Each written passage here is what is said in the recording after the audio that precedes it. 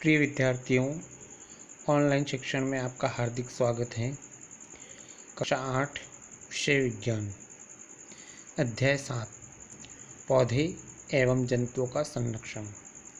इसी अध्याय के अंतर्गत पिछले वीडियो में हमने रेड डाटा पुस्तक के बारे में पढ़ा था। रेड डाटा पुस्तक वह पुस्तक है जिसमें संकटापन्न जीव जंतु एवं पौधों का रिकॉर्ड रखा जाता है। जंतु एवं पौधों के लिए अलग अलग रेड डाटा पुस्तकें होती हैं। आज का हमारा टॉपिक है प्रवास। माधव जी के निर्देशन में भ्रमण पार्टी गहरे वन में प्रवेश करती है। वह तवा संरक्षित क्षेत्र में कुछ आराम करते हैं। पहेली ने नदी के समीप कुछ पक्षी देखे। माधव जी बताते हैं कि यह प्रवासी पक्षी हैं। ये पक्षी संसार के अन्य भागों से उड़कर यहाँ आए हैं। जलवायु में परिवर्तन के कारण प्रवासी पक्षी प्रत्येक वर्ष सुदूर क्षेत्रों से एक निश्चित समय पर उड़कर यहाँ आते हैं।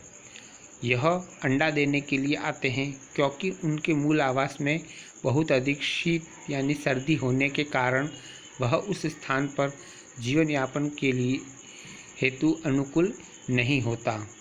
ऐसा पक्षी जो उड़कर सुदूर क्षेत्रों तक लंबी यात्रा करते हैं प्रवासी पक्षी कहलाते हैं। जैसा कि हमने कक्षा 8-7 में यह पढ़ा है।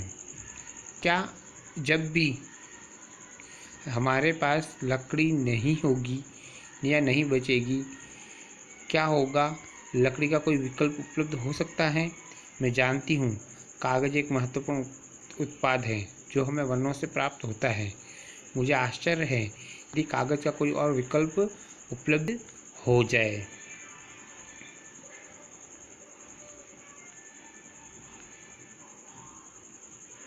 कागज़ का पुनः चक्रण। प्रोफेसर अहमद का बच्चों का ध्यान वन उन्मूलन के एक और कारण की ओर आकर्षित करते हैं। वह उन्हें बताते हैं कि 1 टन कागज़ प्राप्त करने के लिए पूर्ण रूपेण विकसित 17 वृक्षों को काटा जाता है। अतः हमें कागज़ की बचत करनी चाहिए। प्रोफेसर अहमद यह भी बताते हैं कि उपयोग के लिए कागज़ का 5 से 7 बार तक पुनः चक्रण किया जा सकता है।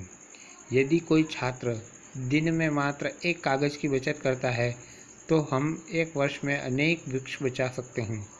हमें कागज़ की बचत करनी चाहिए, इसका पुनः उपयोग एवं पुनः चक्रण करना चाहिए। इसके द्वारा हम न केवल वृक्षों को बचाएंगे वरन कागज़ उत्पादन के उपयोग में आने वाले जल एवं ऊर्जा की बचत भी कर सकते हैं। इसी के साथ साथ कागज़ उत्पादन के उपयोग में आने वाले हानिकारक रसायनों में भी कमी आएगी।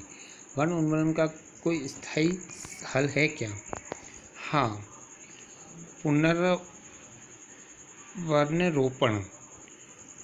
प्रोफेसर अहमद का सुझाव है कि वन उन्मूलन का उत्तर पुनर्वन रोपण है। पुनर्वन रोपण में काटे गए वृक्षों की कमी पूरी करने के उद्देश्य से नए वृक्षों का रोपण करना है। रोपण वाले वृक्ष सामान्यतः उसी स्पीशीज के होते हैं जो उस वन में पाए जाते हैं। हमें कम से कम उतने वृक्ष तो लगाने ही चाहिए जितने हम काटते हैं। प्राकृतिक रूप से भी वन का पुनर्वन रोपण हो सकता है। यदि वन उन्मूलित क्षेत्र को अबाधित छोड़ दिया जाए तो यह स्वतः पुनर्स्थापित हो जाता है। प्राकृतिक वन रोपण में मानव गतिविधियों का कोई स्थान नहीं है। हम अपने वनों को अब तक बहुत अधिक नष्ट कर चुके हैं।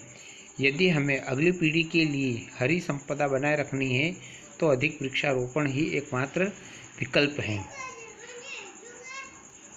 यहाँ प्रोफेसर अहमद समझाते हैं कि कागज निर्माण वन उन्मूलन का एक कारण है। तो इस वन उन्मूलन के कारण को समाप्त करने के लिए हम क्या कर सकते हैं? हम यह कर सकते हैं कि पुनः वन रोपण किया जाए, यानी कि हम जितने पेड़ काटते हैं कम से कम उतने तो अवश्य ही हमें लगाए जाने चाहिए। प्रोफेसर अहमद ने बताया कि भारतीय वन संरक्षण अधिनियम है।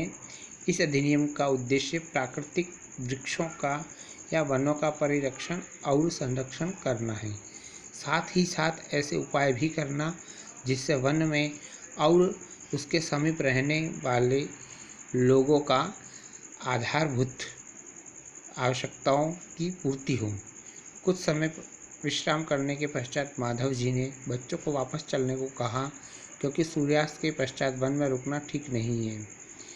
वापस आने के बाद प्रोफेसर अहमद एवं बच्चों ने इस उल्लासपूर्ण अनुभव के लिए माधव जी का आभार व्यक्त किया। भैया बहनों, मैं आपको यहाँ बताना चाहता हूँ कि हमने यहाँ पर प्रमुख रूप से कौन कौन से शब्द जो इस पाठ में आए हैं उन्हें पढ़ा। जैव विविधता, जैव मंडल आरक्षण या संरक्षण, वन उन्मूलन, मरुस्थलीकरण, पारितंत्र, संकटापन्न स्पीशीज, विशेष क्षेत्रीय स्पीशीज, विलुप्त,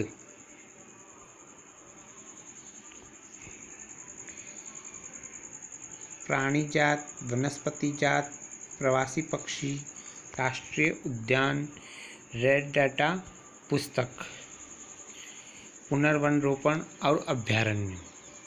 प्रिय विद्यार्थियों, आपको ये प्रमुख शब्द लिखने हैं तथा आपने क्या सीखा यह भी गृह कार्य में करना है।